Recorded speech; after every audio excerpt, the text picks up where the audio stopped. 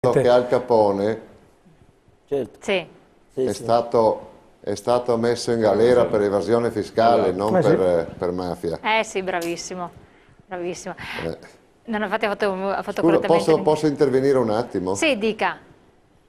Riguardo al presunto complotto della Merkel, io non ci credo a queste cose. Dobbiamo pensare che purtroppo per la miopia o l'incapacità, non so per quale motivo, il 57% del nostro debito pubblico è detenuto da paesi stranieri. Ad esempio il Giappone ha un debito molto più elevato pro capite di noi, sì. però è in mano alle famiglie giapponesi, quindi noi siamo ricattati non dalla Merkel, ma probabilmente da tutto il mondo. Per quanto riguarda il Parlamento, questo Parlamento ha abdicato perché è un figlio dei partiti, perché sono stati nominati dai partiti dei personaggi, parenti, amici degli amici, nani e ballerine, che ovviamente si sono dimostrati incapaci e invece di essere messi in cassa integrazione come le persone normali per la loro incapacità a 900 euro al mese,